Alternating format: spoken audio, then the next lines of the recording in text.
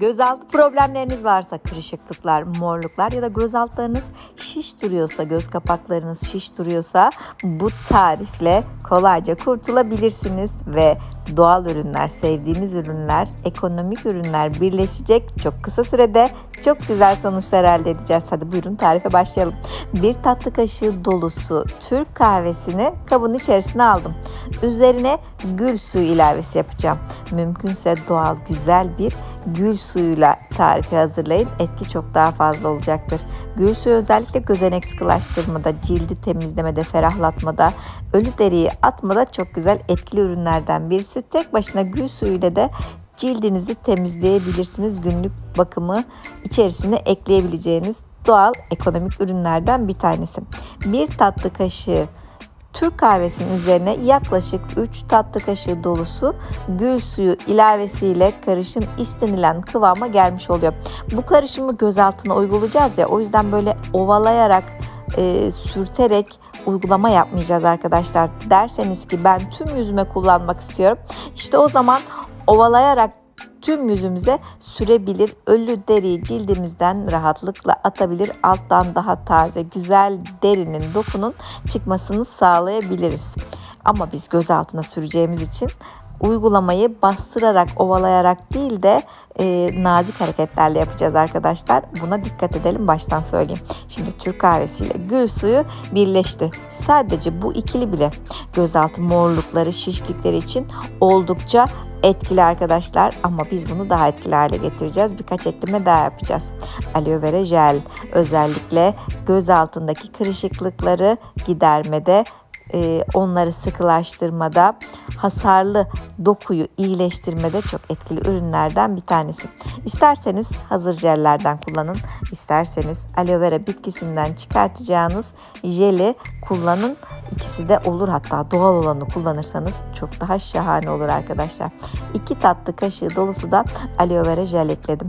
Hemen kullanmayacağız, böyle birkaç saat bekleteceğiz. Tüm ürünler birbirine güzelce geçiş yapsın. Daha geçiş yapmış, güzel, birbiriyle bağdaşmış bir maske elde etmiş olacağız arkadaşlar. Krem de diyebilirsiniz buna. Şimdi bunu karıştırdım. Türk kahvesi, gül suyu, aloe vera jel. Devam edelim mi? Birkaç ekleme daha yapıp kırışıklıklarla da mücadele edelim mi? O zaman bunun içerisine birkaç cildimize, göz altımıza iyi gelecek yağ ilavesi yapabiliriz. Ama bu hali de şahane oldu. Tüm yüzünüze, tüm cildinize kullanabileceğiniz güzel bir krem elde etmiş oldunuz arkadaşlar şu anda. Ama biz etki artsın istiyoruz. O zaman devam. Zerdeçal. Göz altında morluk olanlar için zerdeçal gerçekten cilt rengini açmada en etkili ürünlerden bir tanesi arkadaşlar. Şöyle bir çay kaşığına yakın zerdeçal ilavesi yapıyoruz.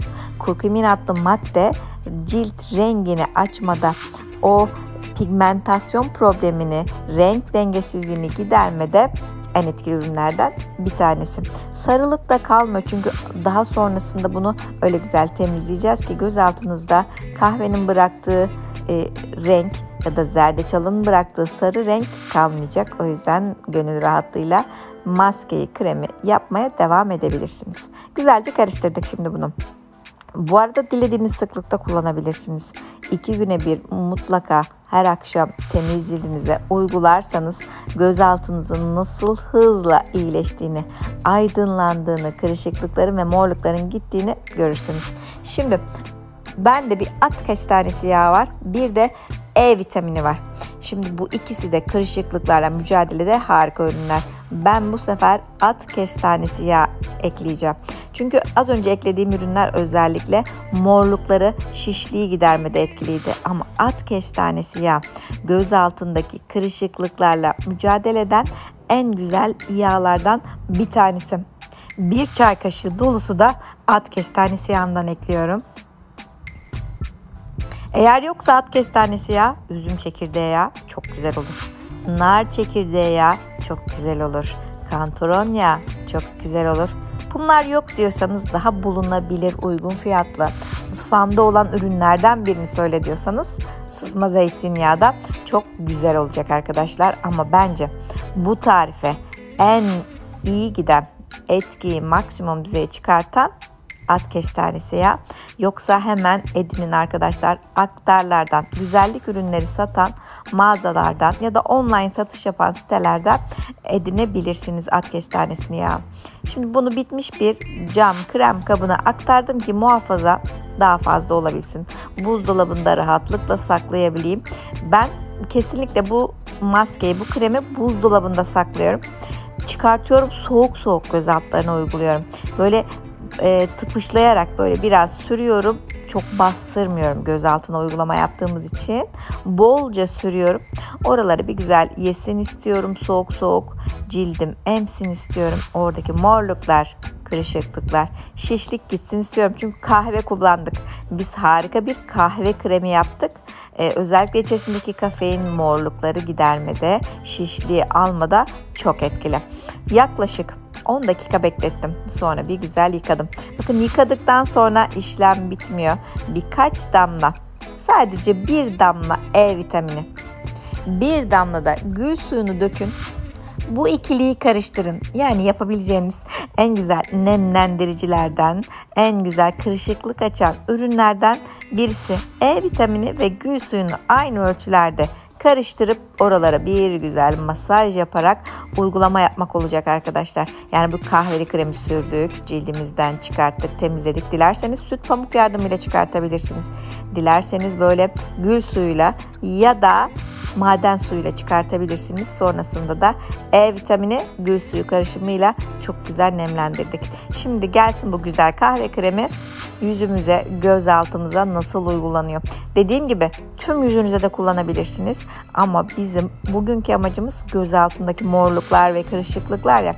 O yüzden ben bu tarifi 2 hafta boyunca göz altımda kırışıklık ve morluklar gidene kadar uygulayacağım yeterli ölçülerde hazırladım. Sürdüm, 10 dakika beklettim.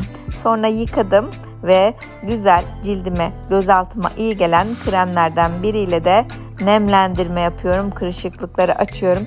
Çok iyi geliyor. Dediğim gibi sadece E vitamini, gül suyu uygulamasıyla da çok güzel sonuçlar elde edebilirsiniz. Masaj yapın. Oradaki kan akışını hızlandırın ve çok kısa sürede göz altındaki morluklar, kırışıklıklar, ince çizgilerden bu güzellik kahve kremiyle kurtulun. Umarım kullanır ve çok güzel sonuçlar alırsınız arkadaşlar. Ben buraya birkaç video daha bırakıyorum. İzlemediyseniz lütfen onları da izleyin. Hobifan YouTube kanalıma abone değilseniz lütfen abone olun ve tarifi kullanır, sonuç alırsanız altta o değerli güzel yorumlarınızı bırakın. Kullanmayı düşünen diğer arkadaşlara rehberlik etmiş olursunuz. Umarım işinize yarar bir tarif olmuştur. Kendinize çok iyi bakın. Bay bay.